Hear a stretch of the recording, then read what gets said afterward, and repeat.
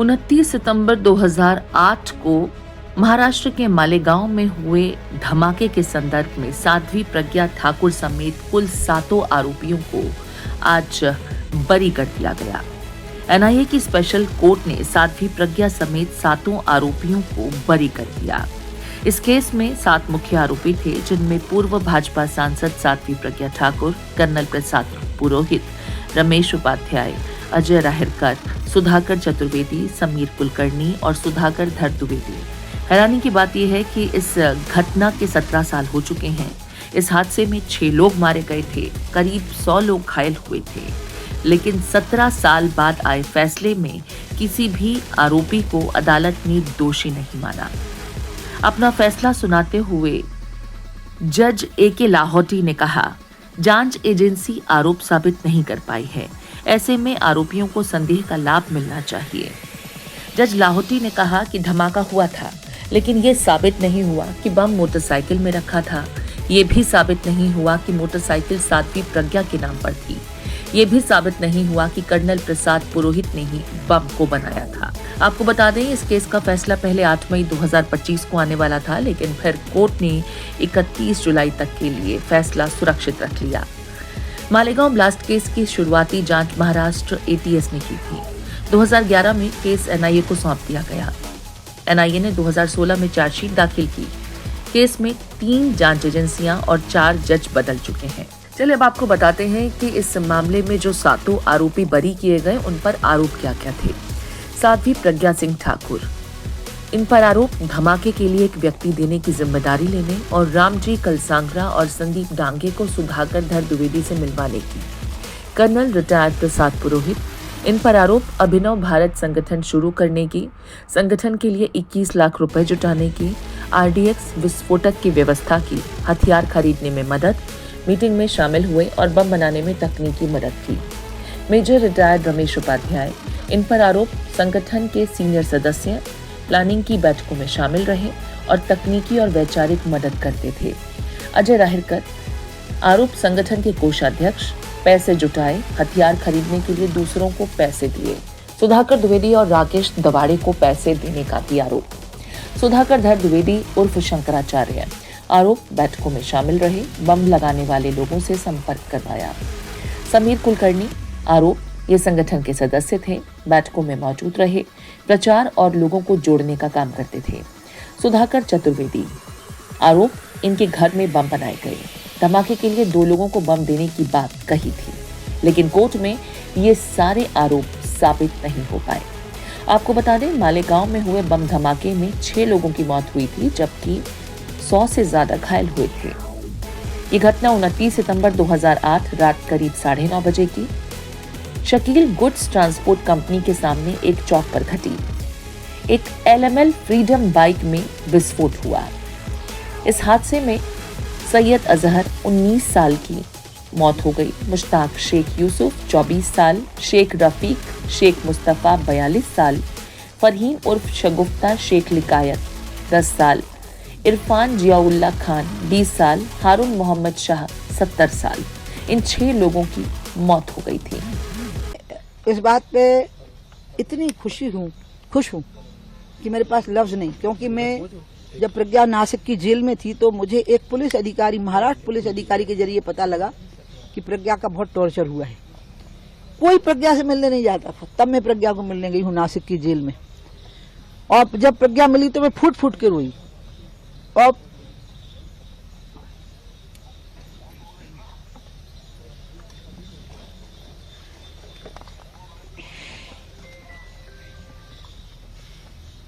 मैं उसके लिए कुछ लिए भी नहीं गई, वो मेरे लिए माला रखे हुए थी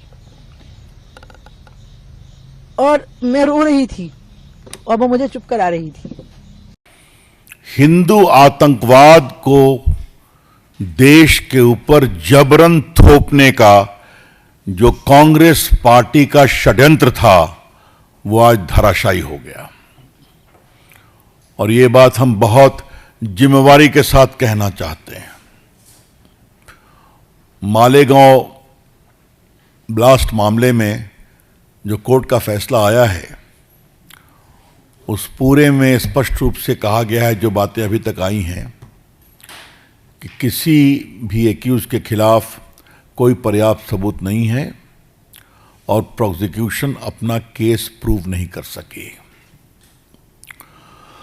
आपके रिकॉल के लिए हम बताना चाहते हैं कि उसमें कर्नल पुरोहित एक बहुत ही डेकोरेटेड आर्मी ऑफिसर था जिसने कश्मीर में आतंकवाद के खिलाफ बड़ी लड़ाई लड़ी।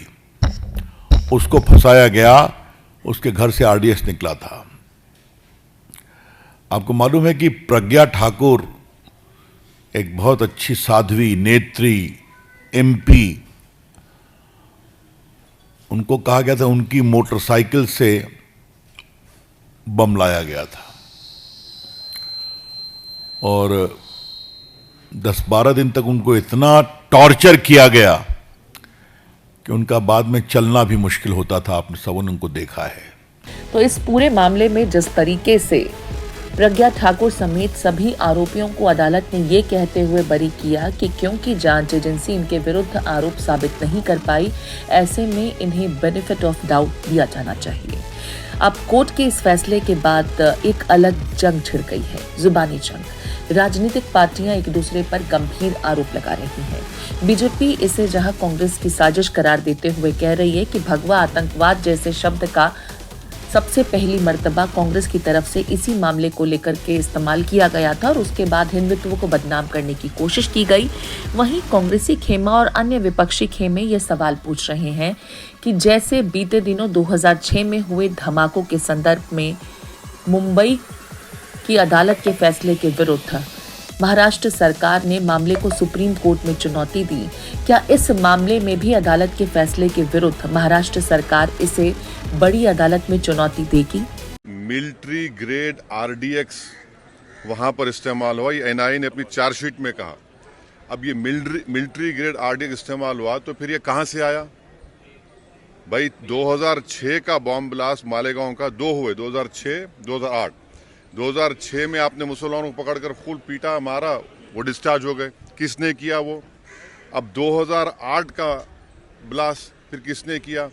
और तीसरा ये याद रखिए कि अगर साध्वी प्रज्ञा ठाकुर की मोटरसाइकिल पर ही वो बॉम्ब रखा गया आरडीएक्स मिलिट्री ग्रेड, और एनआईए ने कहा कि उनके पास नहीं था, वो 2 लोगों के पास था, रामजी कलसांगरे जो अभी तक गायब हैं। तो फिर ये हमको समझ में नहीं आ रहा। फिर मुंबई में जो ब्लास्ट हुआ था 1991 में, उसमें भी एक महिला के नाम पर एक वो गाड़ी थी, क्या बोलते हैं आपकी, मारुति वैन थी, जिसको ना चलाने आता था, उसको आपने कन्विक्ट। 2008 में मालेगांव में कुछ बम धमाके होते हैं और उन धमाकों में 6 लोग मारे जाते हैं। वो समय पर कांग्रेस सरकार ने वोट बैंक की राजनीति खेली थी और हिंदुओं पर आरोप मलने का काम किया था, साधु संतों को बदनाम करने का कार्य किया था, भगवा आतंकवाद का नाम दिया था। 17 साल हो गए। कई वर्षों तक साध्वी प्रज्ञा सिंह ठाकुर जी, कर्नल पुरोहित जी समेत 7 लोग जेल काटे। वो लोग जेल में उनको डाल दिया गया। अनेकों प्रकार का उनको टॉर्चर किया गया। गौ मांस, पता नहीं क्या क्या मांस उनको खिलाकर कि यहां बम ब्लास्ट तुमने ही किया, कबूल करो, स्वीकार करो। बहुत टॉर्चर किया गया। अभी तो इसको डिटेल में हम लोग देखेंगे, इसके अंदर क्या दिया गया है, क्या कहा गया है, इसको देखने के बाद ही कोई फैसला होगा। अपरेंटली जिस प्रकार की चीजें सामने आ रही है उसमें यह स्पष्ट रूप से दिख रहा है कि यह षड्यंत्र था, क्योंकि दोनों ही मामलों में आम निर्दोष लोगों की मौत हुई थी। सियासत लगातार हो रही है, लोगों की प्रतिक्रियाएं भी सामने आ रही हैं। चलिए आपको एक एक करके सुनाते हैं कि इस मामले में राजनीतिक दल किस तरीके से एक दूसरे पर टीका टिप्पणी कर रहे हैं। बीजेपी जहां इसे भगवा आतंकवाद जैसी साजिश के विरुद्ध बड़ी जीत करार दे रही है और कांग्रेस की पोल खोलने की बात कर रही है, वहीं कांग्रेसी खेमा सवाल पूछ रहा है कि जो लोग मारे गए उनका क्या। वहीं इस हादसे में मारे गए लोगों के परिजन अब शीर्ष अदालत तक इस फैसले के विरुद्ध जाने की बात कर रहे हैं। हाँ, फैसला हमने देखा, बहुत आश्चर्यजनक है और ये फैसला है, इंसाफ नहीं है। इंसाफ की बाट जो रही हैं वो आत्माएं, वो रूहें जो इस जघन्य आतंकवादी घटना में मारी गई थी। मुझे लगता है कि मौजूदा सरकार ने कहीं ना कहीं से एनआईए ने पैरवी को कमजोर किया, जिसका परिणाम इस फैसले की शक्ल में आया। न्याय नहीं हुआ है। मुझे यकीन है कि एनआईए बिना किसी सरकारी दबाव के ऊंची अदालत में जाएगी और जो दोषी हैं उनको सजा दिलाने का काम करेगी। तभी शायद उन जब मोदी सरकार आई थी, जब 2016 में जिस तरीके से प्रोसिक्यूटर्स पर दबाव बनाया गया कि केस को कैसे खत्म करना है, कैसे ढीला करना है, तो जजमेंट तो ये आना ही था। इसमें कोई आश्चर्य की बात ही नहीं है। और इसीलिए प्रज्ञा सिंह ठाकुर को सिंबल बना करके चुनाव लड़ाया गया था।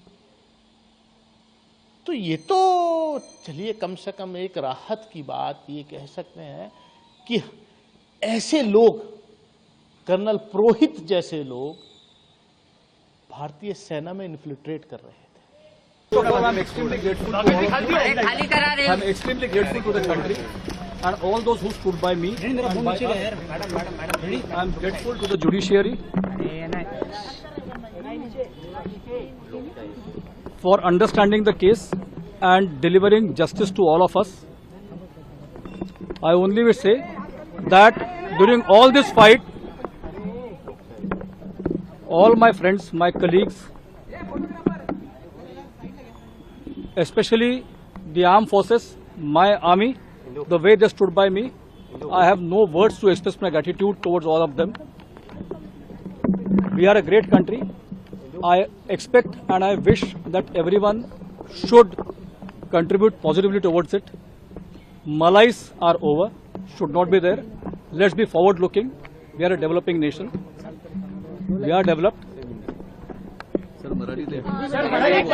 आपको बता दें, बीते दिनों 2006 में मुंबई में हुए कई सीरियल ब्लास्ट के संदर्भ में भी अदालत के एक फैसले ने ये कहते हुए लोगों को चौंका दिया था कि क्योंकि दोषियों के विरुद्ध जांच एजेंसी की इन्वेस्टिगेशन मुकम्मल नहीं है जो उन्हें दोषी साबित कर सके, ऐसे में 12 आरोपियों को इस संदर्भ में बरी किया गया था। इस मामले के विरुद्ध महाराष्ट्र सरकार ने सुप्रीम कोर्ट का रुख किया। हालांकि साध्वी प्रज्ञा वाले मामले को लेकर के जब अदालत का फैसला आया तो महाराष्ट्र के मुख्यमंत्री और उप मुख्यमंत्री की प्रतिक्रियाएं पिछले फैसले के बिल्कुल विपरीत देखने को मिल रही हैं।